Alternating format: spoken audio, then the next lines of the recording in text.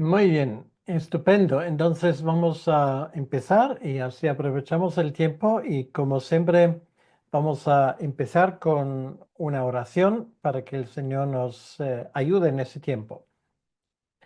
Señor, gracias te damos por poder estar una vez más en este estudio del Evangelio de Lucas y pedimos, Señor, que tú nos ayudes a poder asumir bien estos versículos y sacar nuestras conclusiones. También te pido por aquellos que ahora están a punto de conectarse, que tú les ayudes. También una vez más te pedimos por todo lo que tiene que ver con la tecnología para que funcione todo bien. Y te damos las gracias, Señor, aunque no te veamos en una imagen, pero sabemos que tú estás con nosotros y pedimos que tú bendigas ese tiempo. En tu nombre, Señor, te lo pedimos. Amén. Bien, bueno, hoy vamos a tener la segunda parte, o podría decir la última parte del Evangelio de Lucas, el capítulo 8. Y algunos tal vez se habrán preguntado, ¿y por qué esa división un poco extraña? Bueno, tiene su razón y creo que lo vamos a ver y tiene que ver con el número 12. Al final creo que va a quedar claro.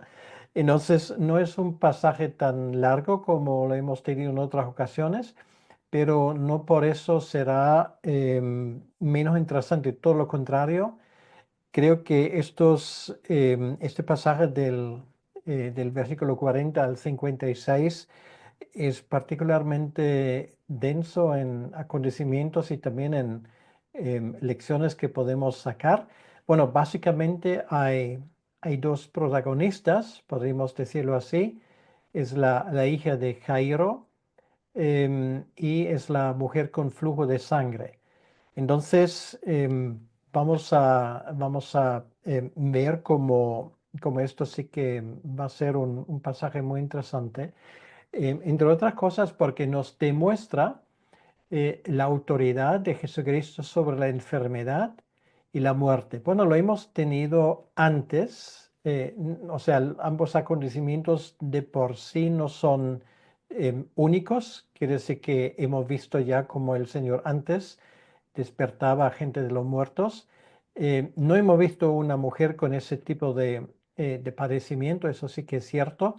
Y esto, vamos a decir, cierra otro de los casos del Antiguo Testamento para los cuales el Mesías ha venido y demuestra una vez más un segmento de nuestro problema. Bueno, no en el sentido de que literalmente estemos sufriendo de flujo de sangre o que nos hayamos muerto, pero sí que estamos muertos en nuestros pecados como gente natural que no conocemos a Dios.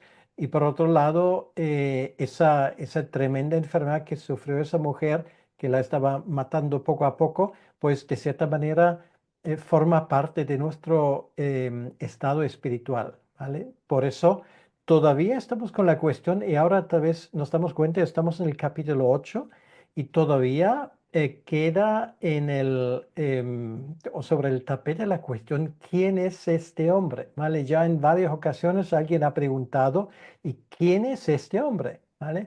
Entonces, bueno, ya vamos a ver cómo Lucas poco a poco nos lleva, bueno, en ese caso primero a Teófilo, a ese punto de entender quién es ese hombre. Entonces, em, en ambos casos tenemos gente o dos personas aparentemente sin esperanza. em, una mujer que sufrió 12 años de hemorragia, una niña de 12 años al borde de la muerte. Entonces, el número 12 los une, ¿vale? Porque cuando esa niña nació, la dolencia de la mujer empezó, ¿vale? Entonces, no es una casualidad que Lucas junta ambas cosas. Ahora, como siempre, suelo escoger un versículo clave. En ese caso, he optado por el versículo 50, donde dice, no temas, cree solamente y serás salva. ¿Vale? Entonces, de cierta manera, resume y recoge lo que hay allí. Entonces, esas dos historias que Lucas entrelaza a propósito nos revelan cómo la fe perseverante, incluso en medio de situaciones desesperadas, abre el camino para experimentar el poder transformador de Cristo. Entonces, esto sería el tema de lo que vamos a hablar hoy, y les invito a, juntamente conmigo, em, ponernos a estudiar esto. Bien. Entonces, el contexto del pasaje, como siempre, es importante. Aún estamos en la región de Galilea, bueno, cerca del mar de Galilea, que no es un mar, que es un lago, pero bueno, por alguna razón se ha establecido esa expresión mar de Galilea. Es un lago de agua dulce, el único, por cierto, que hay en toda la zona, en un radio de centenares de miles de kilómetros, ¿vale? Eso es la curiosidad. Entonces, también vimos como la última vez Jesús hizo para decir, una excursión a una tierra pagana, que es la tierra de Decápolis, donde ocurrió ese incidente con el poseído y con los cerdos. Em, y los temas claves fueron, una vez más, la fe en medio de la crisis y Jesús como Señor de la vida y de la muerte, porque esto al fin y al cabo son sus credenciales. No es un milagrero que anda por ahí sanando gente, si esto fuera el único propósito. No, él sana gente para demostrar su poder precisamente como hijo de Dios. Ahora, vamos con la primera historia y y nos vamos a dar cuenta que esa historia se parte literalmente, ¿vale? Hay una primera parte de lo de la hija de Jairo y hay una segunda parte.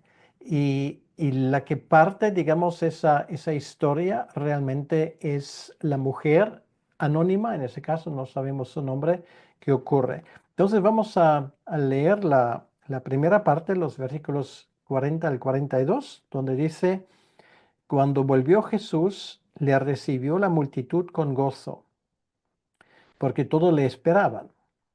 Entonces vino un varón llamado Jairo, que era principal de la sinagoga, y postrándose a los pies de Jesús, le rogaba que entrase en su casa, porque tenía una hija única, como de 12 años, que se estaba muriendo, y mientras iba la multitud le oprimía. Entonces, Jesús vuelve de esa tierra de Decápolis.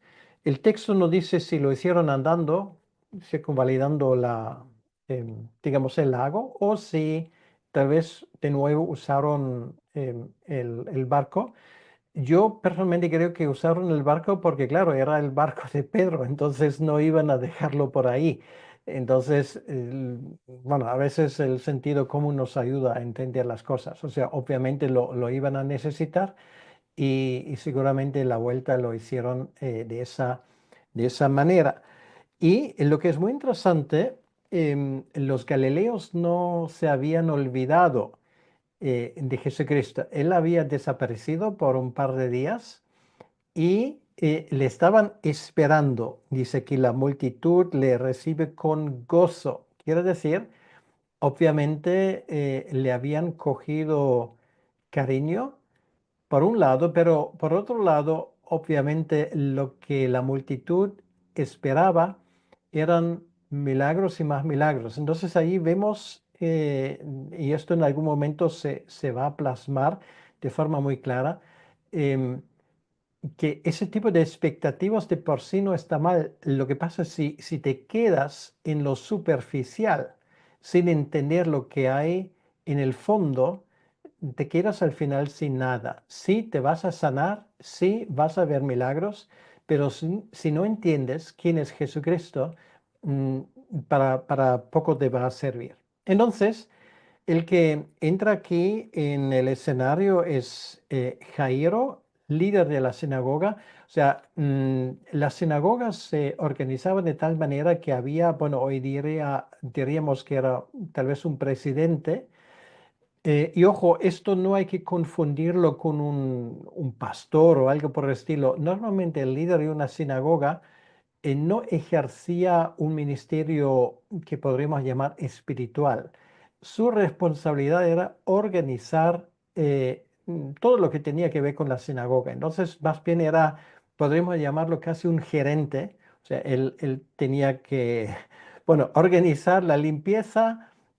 Bueno, no personalmente, pero tenía que poner gente que lo hacía, tenía que ver que todo funcionaba en orden y todo esto. Entonces, cada sinagoga tenía una persona responsable y nos podemos imaginar que ese puesto de líder o de presidente de una sinagoga solamente se le daba a gente de confianza, ¿vale? En primer lugar, tenía que ser gente que sabía administrar, o sea, tenía que tener un don práctico. Y en segundo lugar, pues obviamente tenía que ser una persona respetada por todo el mundo. Entonces, la situación de ese, como dice en el texto principal de la sinagoga, em, era desesperada. Tenía una única hija em, y esa hija estaba, bueno, en los últimos, se estaba muriendo. Entonces, nos imaginamos cuando, bueno, espero que ninguno de nosotros haya jamás vivido una situación así, pero si estás en una situación así, claro, te das cuenta que corre el tiempo, no hay tiempo que perder, la cosa es urgente. Seguramente, y esto seguramente era el caso, aunque Lucas no lo menciona en la primera, sí lo menciona en la historia de la mujer. Seguramente ese hombre también había llamado a los médicos, ¿vale? Y no hay que olvidar que Lucas es médico, ¿vale? Entonces, Lucas lo ve no solamente con ojos, vamos a llamarlo así, de evangelista, sino también lo ve los ojos profesionales de un médico. Entonces, se ha dado cuenta que en ambos casos los médicos ya no podían hacer nada, ¿vale? Y cuando llegas a ese punto, realmente te imaginas que la situación es de pánico, ¿vale? Lo cual es bien entendible.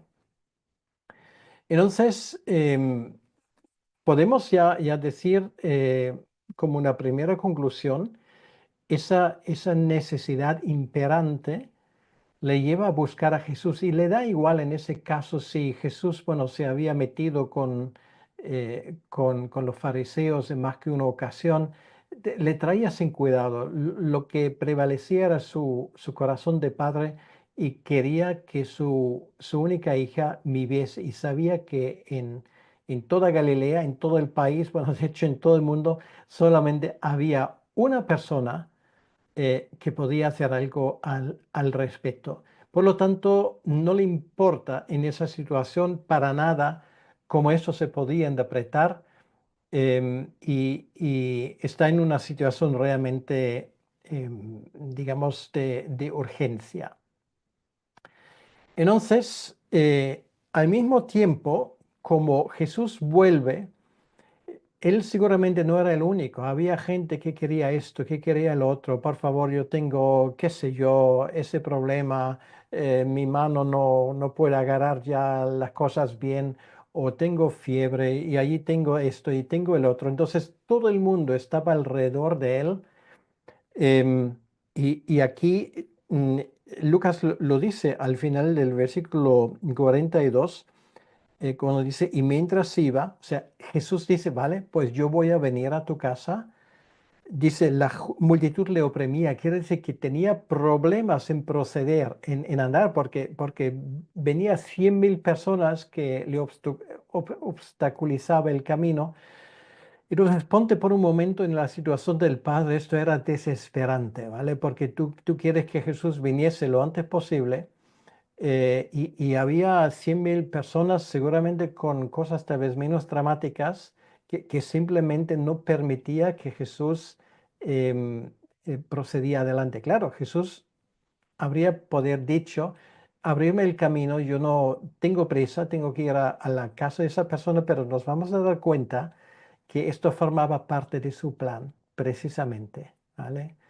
Entonces, aquí tenemos obviamente un contraste entre lo que por un lado es fe genuina, como en el caso de este Jairo, ¿vale? Y es muy interesante que tenemos su nombre, entonces era un hombre por lo visto bien conocido, em, versus la curiosidad superficial de la gente. Bueno, yo tampoco digo que todo el mundo era igual, pero muchos de ellos no tenían, digamos, esa fe auténtica de Jairo. Entonces, todo esto se interrumpe ahora. Entonces, dice en el versículo 43, pero una mujer que padecía de flujo de sangre desde hace 12 años y que había gastado en médicos todo cuanto tenía. Y esto es un detalle muy, muy curioso, ¿vale? Lucas es el único que lo menciona, siendo médico, imagínate, ¿vale? O sea, estos son los detalles, son los toques personales de un evangelista que sabía perfectamente que, por ejemplo, él, siendo médico, tenía sus recursos limitados. O sea, podía ayudar hasta cierto punto, igual que los médicos hoy en día, pero obviamente ningún médico te puede garantizar que su tratamiento sea completamente efectivo, ¿vale? Por una sencilla razón, porque no son Dios, ¿vale? Y esto es lo que ahora vamos a ver. Y además nos damos cuenta que esa mujer literalmente se había arruinado económicamente, ¿vale? Seguramente iba de un médico para otro bueno, esto ocurre también hoy en día, hay médicos y médicos, hay los que te ayudan con lo que puedan y hay otros que pues le gusta la plata y bueno, aunque no te pueden ayudar, pues te mandan facturas, ¿vale? Em, o sea, no ha cambiado nada en 2000 años. Entonces, Lucas lo menciona, ninguno, o sea, certifica que ninguno le había podido ayudar. Ahora, muy importante, esa mujer que sufría de ese tipo de hemorragia, según la ley del Antiguo Testamento, era impura, ¿vale? Si por un momento vamos al Levítico, capítulo 15, que es un capítulo, algunos tal vez se acuerdan, que estudiamos en su momento. Allí, bueno, se nos dice algunas reglas al respecto. Em, lo que, bueno, ahora no voy a leer todo el capítulo, obviamente, pero em, nos vamos a concentrar en los versículos 25 al 30, y esto es importante para que entendamos qué caso tenemos ahí por delante. Dice Levítico 15:25. Y la mujer cuando siguiera el flujo de su sangre por muchos días fuera del tiempo de su costumbre, o cuando tuviera flujo de sangre más de su costumbre, todo el tiempo de su flujo será inmunda como en los días de su costumbre. O sea, quiere decir, ahora, irrespectivamente cuál es la razón, esa mujer desde hace 12 años no podía acercarse al templo, ¿vale? No podía participar en una adoración normal como toda mujer judía podía, porque este problema médico se lo impedía. Entonces, eso es el versículo más importante en ese sentido. Quiere decir, una vez más, cualquier persona que tuviese contacto físico con una mujer así, también se volvía impuro. Y estudiamos en su momento que esto no tenía razones, digamos, médicas de higiene, lo que sea. Esto es un simbolismo, ¿vale? Porque la sangre simboliza la muerte, ¿vale? En este caso, si tú pierdes sangre, estás en peligro de muerte. Y esto era obviamente uno de los peligros de esa mujer. O sea, su estado estaba obviamente a lo largo de esos 12 años empeorando continuamente. Entonces, es una forma, aparte digamos, de la verdad física, esto simboliza nuestra vida, ¿vale? Estamos día tras día muriéndonos en nuestros pecados. Y eso es la razón porque este capítulo 15 de Levítico está en la Biblia. No para, porque algunos dicen, bueno, qué injusticia, qué culpa tiene la mujer. Claro, la mujer no tiene ninguna culpa directa en esto. O sea, lo único es que ella, como cualquier persona, está bajo la maldición del pecado. Y una consecuencia del pecado es la enfermedad, ¿vale? Entonces, la pregunta es ahora, ¿y cómo se puede restablecer una mujer así para que ella también pueda participar, em, no solamente en el templo? Porque imagínate, todo el mundo sabía de de su problema, ¿vale? Porque eso durante 12 años no puede quedar en anonimato. Entonces, nadie, sobre todo los religiosos, nadie le iba ni siquiera a tocar, ¿vale? Por miedo de que si la toco, pues no puedo participar en el culto, ¿vale? Entonces, podemos decir que aquí tenemos una persona marginada religiosa y socialmente en ambos sentidos. Entonces, em, así. ¿Qué ocurre ahora? Entonces, dice en el versículo 44, se le acercó por detrás y tocó el borde de su manto. Bueno, el borde de su manto, esto nos ayuda un poco a entender cómo Jesús iba vestido. Iba vestido de rabino, bueno, de rabino tal vez no, pero iba vestido, digamos, con este talit que es ese panuelo grande que a veces te pones por encima de de la cabeza para a la hora de orar, ¿vale? Y esto tiene bordes, como dice el Antiguo Testamento, que tiene su simbolismo, y esto es lo que Elia toca, ¿vale? Son estos lo que se llaman los flecos rituales que se mencionan, por ejemplo, en el libro de Números, en el capítulo 15, donde dice en el versículo 38, habla a los hijos de Israel y diles que se hagan franjas en los bordes de sus vestidos y por sus generaciones y pongan en cada franja de los bordes un cordón azul. Y os servirá de franja para que cuando lo veáis os acordéis de todos los mandamientos de Yahvé para ponerlos por obra.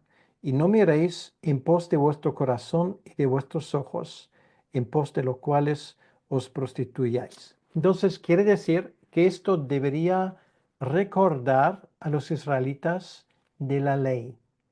Y al tocar esto, claro, lo que hace esa mujer dice, bueno, esa ley me condena y al mismo tiempo es mi única esperanza, ¿vale? Entonces, cuando lo hace, dice aquí, al instante se detuvo el flujo de su sangre, ¿vale? O sea, ella notaba enseguida de que aquí algo ha pasado.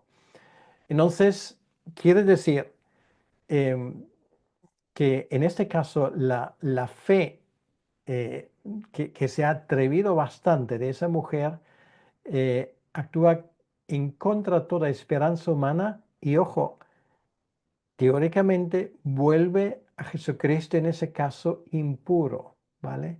¿Qué ocurre? Jesús le va a echar la bronca y dice, bueno, por tu culpa ahora no puedo participar en el culto en la sinagoga, por tu culto ahora pues tengo que sacrificar. Jesús no le hace ningún reproche de ese tipo. Y ahora nos damos cuenta de una cosa.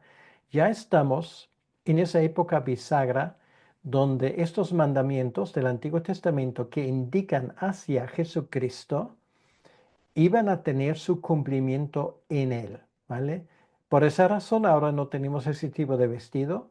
Por esa razón, em, y por la sangre de Cristo, cualquier enfermedad nuestra jamás nos puede apartar de adorar a Dios, ¿vale? Esto es una de las cosas que aprendemos enseguida de este acontecimiento. Entonces Jesús dice, ¿quién es que me ha tocado? Entonces, imagínate, estás en una situación así y ella lo hace, digamos, de una forma no pública, o sea, ella no quiere llamar la atención, ¿vale?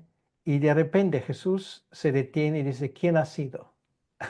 Entonces, estoy seguro que en una situación así, pues esa mujer pues quería decir, bueno, tierra, trágame, ¿vale? Porque yo intentaba hacerlo lo más discreto posible, a ver si esto sirve para algo, y lo hizo con fe, hay que decirlo así. Jesús lo nota enseguida y, y, y prácticamente pide que ella se identifique, ¿vale? Entonces ponte en esa situación. ¿Quién es el que me ha tocado? Y negando todos, dijo Pedro y los que con él estaban, maestro, la multitud te aprieta y oprime y dices, ¿quién me ha tocado? Bueno, esto es siempre la respuesta de la razón. Claro, por favor, eh, aquí hay 100.000 personas que están alrededor, todo el mundo quiere tocarte y tú dices, ¿quién me ha tocado? O sea, una vez más nos damos cuenta con comentarios así que a esas alturas a los discípulos aún le falta la antena para entender realmente quién es Jesucristo, ¿vale? Porque ¿cómo vas a contradecir al Hijo de Dios? Tú puedes contradecirle a un rabino o una persona, aunque la admire mucho, dices, no, por favor, eh, pues piensa un poco, ¿vale? Por favor, aquí hay mucha gente, todo el mundo debe tocar. ¿Cómo preguntas eso? Ahora, esto jamás le dirías a alguien eh, que tú consideras que es el Hijo de Dios, ¿vale? Entonces, nos damos cuenta esa forma de querer mm, corregir a personas que admiramos funciona si son personas normales y corrientes. Pero si esa persona es Jesucristo, no le vamos a decir lo que tiene que hacer. Y no le vamos a decir que te has equivocado, ¿vale? Estás pensando en algo que no es así. Entonces, esto es un toque tal vez casi humorístico. Y una vez más, pues Pedro se hace de portavoz y Pedro tiene, bueno, yo simpatizo mucho con Pedro porque Pedro, igual que yo, pues tenemos ese don inmejorable de meter la pata continuamente. Sí, sí está en esa situación. Yo no sé si has contado cuántas veces Pedro se pone en ridículo, ¿vale? Dice una cosa y claro, está a 100 millas equivocado. Y una vez más, pues aquí dice algo y Jesús, bueno, es muy amable, podría haber dicho, bueno, Pedro, por favor, no diga bobada, ¿vale? Yo sé lo que estoy haciendo. O sea, no lo hace, pero Pedro obviamente no se entera mucho. Jesús dice en el versículo 46, alguien me ha tocado porque yo he conocido que ha salido poder de mí. Quiere decir, y ahí obviamente hay gente que piensa que esto, no sé, es algo automático, como a veces bueno, si has estado en alguna de esas ceremonias romanas católicas donde a veces pues llevan, no sé, imágenes de vírgenes y todo el mundo quiere tocarla o en esos sitios donde son centros de peregrinaje, bueno, no lo vamos a meter en el mismo cubo porque es una cosa distinta. El poder de Jesús no es un poder mágico, sino es un poder que podríamos llamar relacional. Quiere decir que esto solamente funciona, entre comillas, cuando tú te das cuenta quién es Jesús. Y esto es muy interesante porque nos damos cuenta que por lo visto los discípulos aún no caen en esto. La gran mayoría de la gente no cae en esto. Pero esa mujer se da cuenta de una cosa. Este no es un hombre normal. Por lo tanto, si este fuera un rabino normal, pues sería una cuestión de mágica o qué sé yo. Sino ella se le acerca con fe. Y esto luego nos damos cuenta en la forma como Jesús le responde, ¿vale? Entonces, segundo. Aquí lo que tenemos al final, que Jesús casi... Ah, por cierto, aquí a la izquierda pues vemos como uno de estos talits, como se llama, con sus cordones que todavía, bueno, lo podemos ver en Israel de gente que sigue la línea tradicional del judaísmo. Entonces dice el versículo 47, entonces cuando la mujer vio que no había quedado oculta, vino temblando y postrándose a sus pies, le declaró delante de todo el pueblo por qué causa le había tocado y cómo al instante había sido sanada. Entonces, em, por la forma como Jesús la responde, que vamos a mirar enseguida, nos damos cuenta, esa mujer le había tocado por fe. No quería ni llamarle, no quería tampoco robarle el tiempo, pero obviamente lo que le mueve es su ilimitada confianza en su poder. Ella es una de las pocas allí presentes que de verdad se da cuenta que Él es el Hijo de Dios, ¿vale? Entonces, esto, de cierta manera, pone a esa mujer o le da un estatus especial, ¿vale? Figura entre los pocos que a esas alturas se dan cuenta quién es Jesús. No es solamente un milagrero, no es un rabino con poderes especiales. Ella se da cuenta que es el Hijo de Dios. Y eso se demuestra en la palabra fe, ¿vale? Porque fe solamente podemos tener en Dios. Y esto para los judíos era obvio.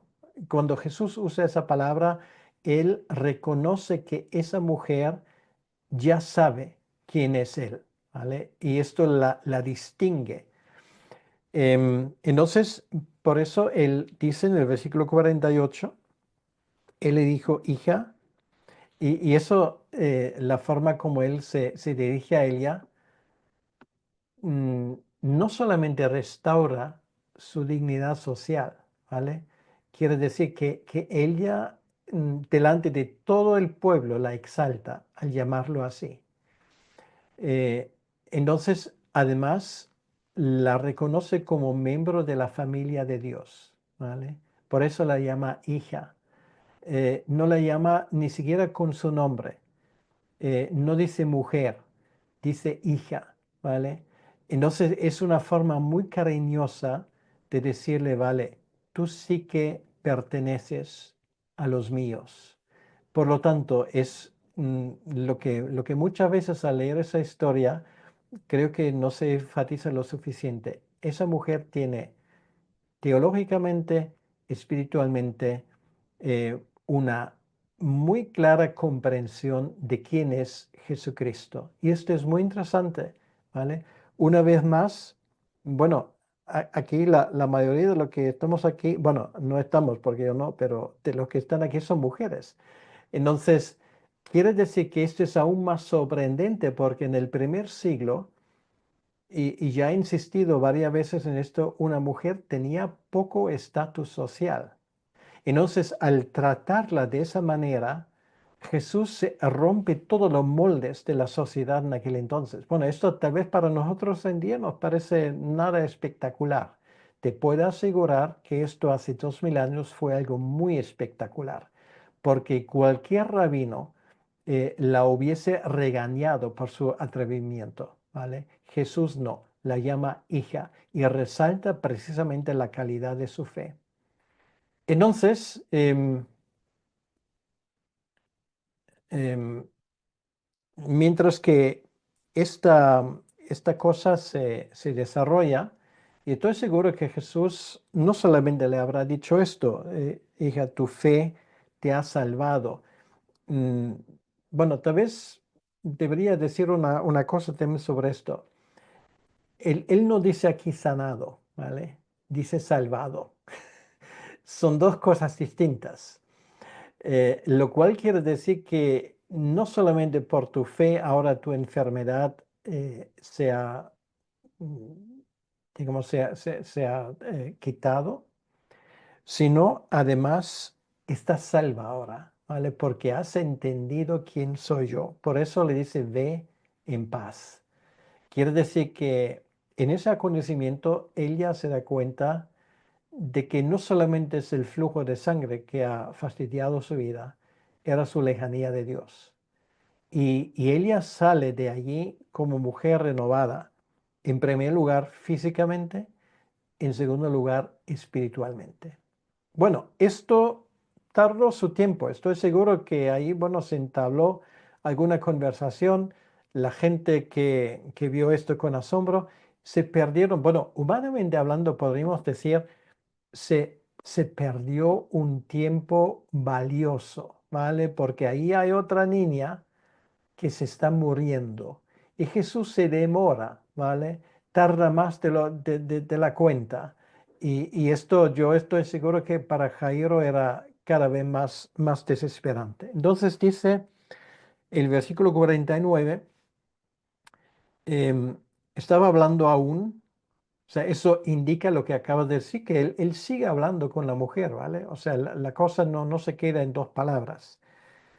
Estaba hablando aún cuando vino uno de la casa del principal de la sinagoga a decirle, tu hija ha muerto, no molestes más al maestro.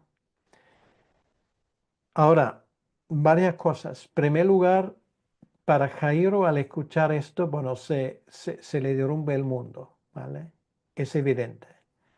En segundo lugar, la mujer también lo escuchó. ¿Se sentiría culpable? Por eso Jesús dice, vete en paz, ¿vale? No dejas que esas cosas ahora que se van a cerrar te afligen. O sea, lo tuyo era previsto en el plan de Dios, ¿vale? Por eso es muy importante. Y ahora, en esa situación, vamos a ver cómo Jesús una vez más da una muestra de lo que esa mujer había entendido, que Él es el Hijo de Dios. Entonces, el no moleste más al maestro, dice maestro, no dice el Mesías o al Hijo de Dios, ¿vale? Todavía es el maestro, es un gran hombre, es un hombre que tiene poderes sobrenaturales, pero sigue siendo el maestro, ¿vale? No es lo mismo, no es lo mismo que entendió esa mujer. Entonces, Jairo se enfrenta aparentemente al momento más amargo de su vida. Eh, puede ser un momento decisivo en su vida porque humanamente hablando ahora se perdió cualquier esperanza. Em, entonces, sin embargo, ahí está Jesús y yo mm, me pongo en esa situación. Escucha esto. Dice, oyéndolo Jesús le respondió, no temas, cree solamente y serás salva. Yo no sé si, bueno, tal vez es mi imaginación, pero yo creo que Jesús esto lo acompañó por gestos. Tal vez le cogió en el brazo o algo así. Pero esas palabras son tremendas. O sea, él no dice, bueno, lo siento, pero hemos perdido demasiado tiempo así en la vida, pero bueno, ya por lo menos yo te acompaño en el sentimiento. Esto tal vez para el padre hubiese sido un pequeño consuelo, pero es mucho más de lo que ahora va a pasar. No temas, quiere decir que obviamente el hombre estaba lleno de temor, cree solamente, lo cual quiere decir, ahora la pregunta va a ser, Jairo, ¿tú también te vas a dar cuenta quién soy yo? ¿Vas a tener el mismo tipo de fe que esa mujer?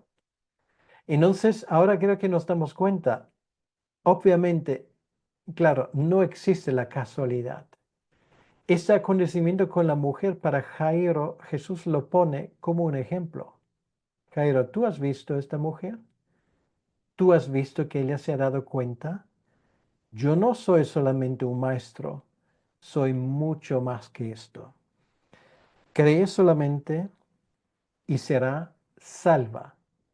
O sea, otra vez la cuestión no es solamente que será resucitada, que será sanada, sino la cuestión es la salvación. Esto es la cuestión, ¿vale? Realmente.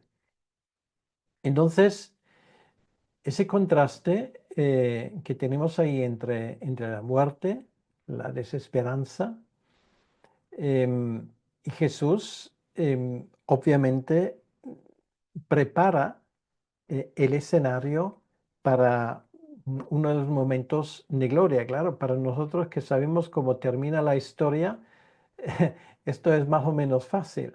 Pero ahora dice, entrando en la casa, no dejó entrar a nadie consigo, sino a Pedro, a Jacobo, a Juan y al padre y la madre de la niña. Quiere decir que es un número muy escogido. Esos tres discípulos se ha dicho que es el círculo interior, ¿vale? Que en ciertos momentos esos tres son los que Jesús escoge para su, tal vez, misiones más interesantes. Son también, por cierto, los protagonistas de los primeros capítulos del libro de los Hechos, ¿vale? Es Pedro, es Juan y es Jacobo, que luego es decapitado, ¿no? Por por intervención del rey Herodes.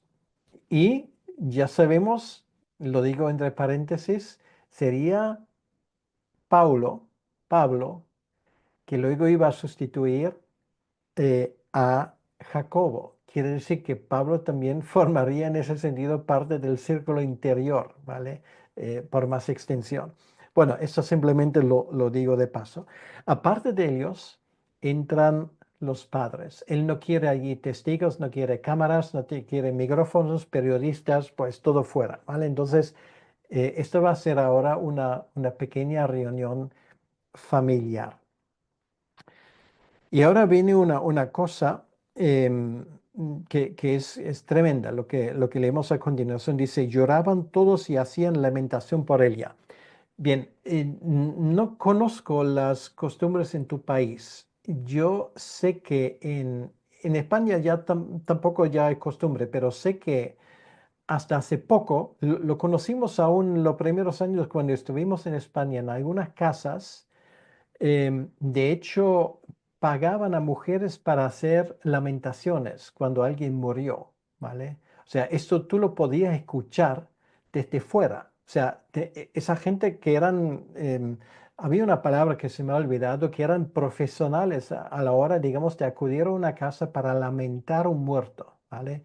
Y es un espectáculo tremendo. Entonces, imagínate esto. Es, por cierto, una costumbre que también era muy enraigada entre los judíos. Cuando dice lloraban, todos lo hacían lamentación por ella. Bueno, esto no se hacía de forma discreta.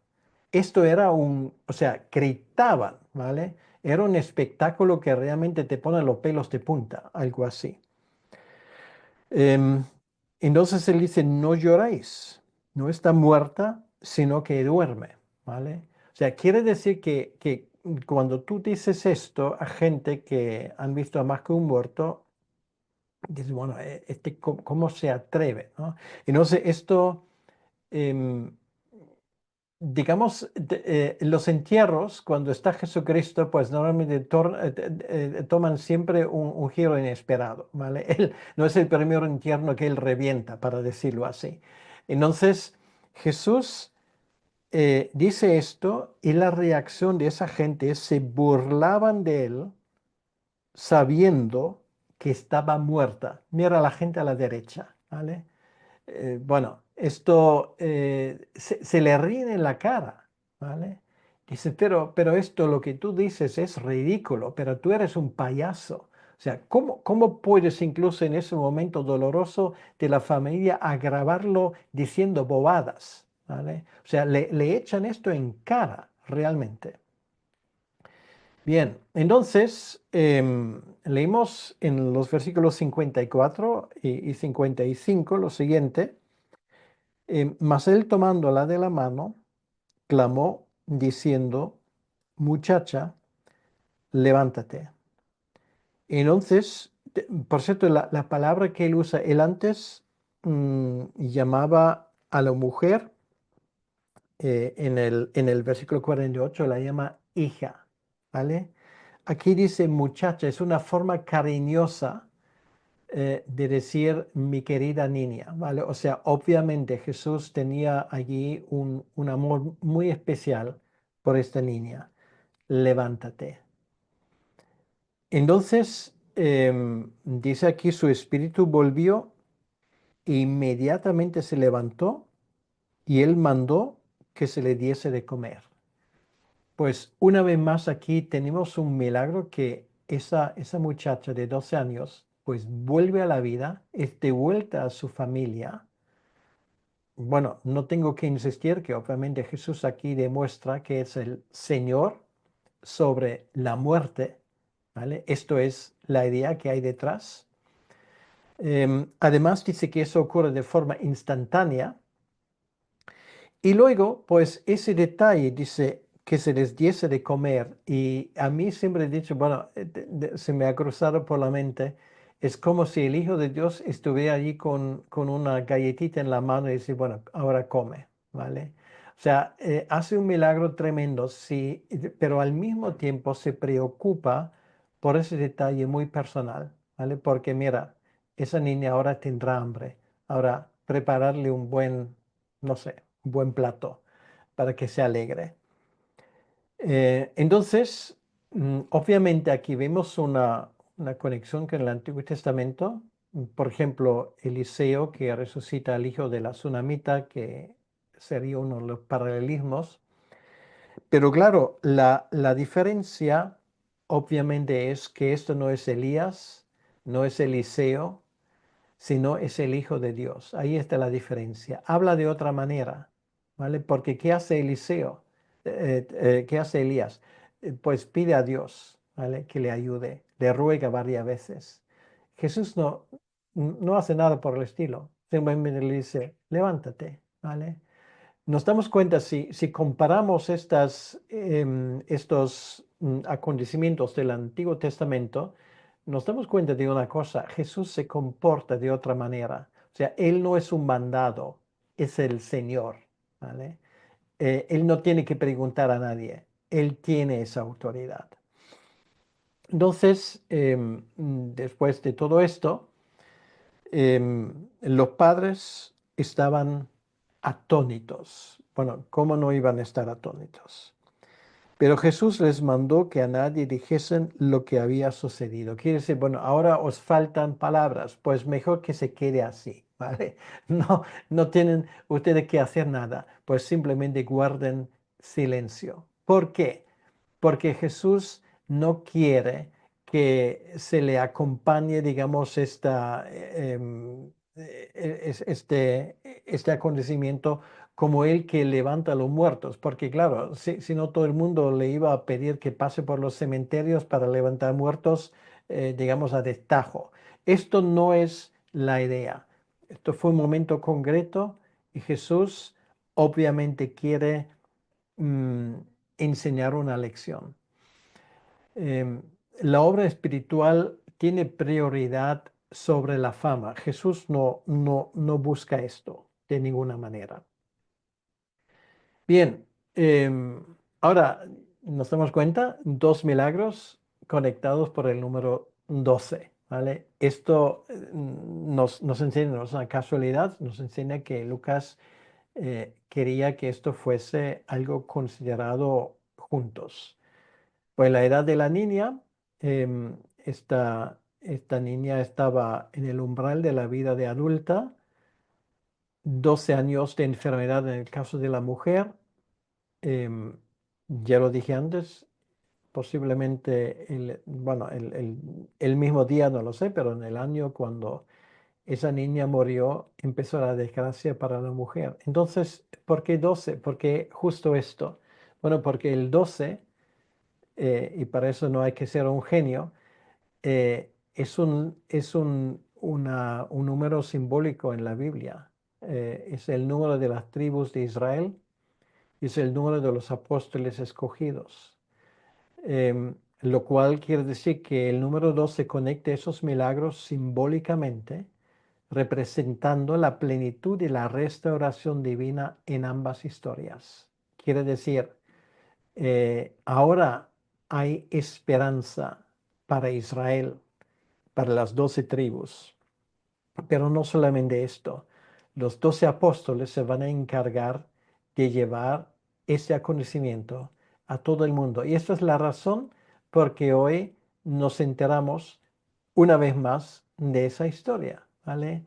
Ha llegado al lugar donde tú vives, todo el mundo conoce esa historia y todo el mundo se ha dado cuenta quién es Jesús. Ahora, para terminar, hay algunos temas teológicos que son claves en este caso. En primer lugar, que es la fe que toca. O sea, la mujer quiere agarrar o por lo menos tocar esa parte del vestido de Jesucristo porque confía en el poder sanador de Jesús, pero confía en algo mucho más. Ella confía que no solamente le puede sanar físicamente, sino también espiritualmente. Y esto es lo que une ambas historias. Eh, la fe que toca, en ese caso, de una mujer con cierto atrevimiento, pero que se ve recompensada. Y por otro lado, esa fe que tiene que esperar. O sea, Jairo tiene que creer, porque así Jesús dice, contra toda evidencia. ¿Tú no crees que a Jairo no se le habrá pasado por la mente, ay, y por qué esa gente tenía que obstaculizar esto? Si Jesús solamente hubiese llegado antes. Es lo que dijeron las hermanas de Lázaro, ¿vale? Si tú hubieras estado aquí, esto no habría pasado. Entonces Jairo tiene que creer contra cualquier evidencia. Y lo que nos damos cuenta en tercer lugar, que Jesús el Señor de la vida. Y simplemente quiero citar ese versículo que es famoso, que como pocos lo expresa de Juan 11 versículo 25. Yo soy la resurrección y la vida. El que cree en mí, aunque esté muerto, vivirá. Esto no solamente fue un milagro aislado, sino esto se aplica a cada uno de nosotros. Sí, nosotros en algún momento moriremos, humanamente hablando, pero esto no es la final de la historia. Igual que esa niña, vamos a resucitar, ¿vale? Llegará ese momento. Esto es la bendita esperanza. Y no solamente creemos en una resurrección espiritual, sí, estaremos con el Señor en el momento de la muerte, pero recibiremos un cuerpo de resurrección. Y esto es una de las cosas que más nos puede alegrar. Ahora, en conclusión, mm, Jesús responde a una fe humilde, quiere decir, no mucha fe, sino fe en la persona adecuada. Fe significa confianza. Y la fe también se ejerce cuando uno tiene la impresión que todo esté perdido, ¿vale? Entonces, en segundo lugar, ese poder de Jesucristo trasciende lo físico, lo emocional y lo espiritual. Quiere decir, no hay ningún estado nuestro que no de alguna manera puede ser impactado por el poder de Cristo. Y esa fe genuina se manifiesta en acción y perseverancia, ¿vale? Como lo hizo esa mujer, como lo hizo Jairo. Y ahora terminamos con esas preguntas muy concretas. ¿Qué hemorragias en nuestra vida necesitan el toque de Jesús? Bueno, eso ya cada uno tiene que responder por sí mismo. Em, Otra pregunta, ¿cómo respondas cuando Dios parece llegar tarde? Em, es una pregunta muy importante porque todos nos hemos enfrentado con situaciones donde lo primero que tal vez se nos cruza por la mente es que, ¿y dónde estaba Dios? ¿Y por qué no ha intervenido? Bueno, si Dios no interviene de forma inmediata, es que porque tiene una mejor solución, ¿vale? Entonces, esto es una de las grandes lecciones que vamos a tener que aprender. Allí, bueno, en el caso de Jairo, esto ocurrió en cuestión de tal vez pocas horas. En nuestros casos, esto pueden ser días, meses, años, ¿vale? Parece que Dios a veces llega tarde, pero escúchame, Dios no llega tarde, ¿vale? llega en su momento, que no será necesariamente el momento nuestro. Y luego lo último que se me ha ocurrido preguntar es que confiamos en el poder divino o en lo que la gente sabe. Bueno, la gente sabía que la niña está muerta, ¿vale? Y por lo tanto, cuando alguien está muerto no hay nada que hacer. Pues se equivocaron. De la misma manera, nosotros sabemos que viviremos con Él para siempre. Diga lo que diga la gente. Y bueno, quiero terminar con esto simplemente con esta tremenda frase, tu fe te ha salvado, ve en paz. Tu fe te ha salvado, porque si no, no estarías en este estudio, ¿vale? Eso es lo que nos une. Sabemos que sí, podemos sufrir de enfermedades. De hecho, en algún momento moriremos de alguna enfermedad, ¿vale? Porque algo va a fallar finalmente en nuestro cuerpo, pero resucitaremos. Y por lo tanto, podemos irnos en paz, irnos por esta vida. Por lo tanto, yo creo que esas dos historias, creo que nos hemos dado cuenta, pertenecen juntos. Y allí tanto esa mujer que queda en el anonimato como Jairo y su familia nos quedan como personajes que nos acuerdan de la realidad del poder de Jesucristo. Bueno, hasta aquí hemos llegado hoy y si Dios quiere, seguiremos con el siguiente capítulo en el próximo estudio. Así que si hay preguntas, si hay algo que hay que resaltar, pues adelante, por favor.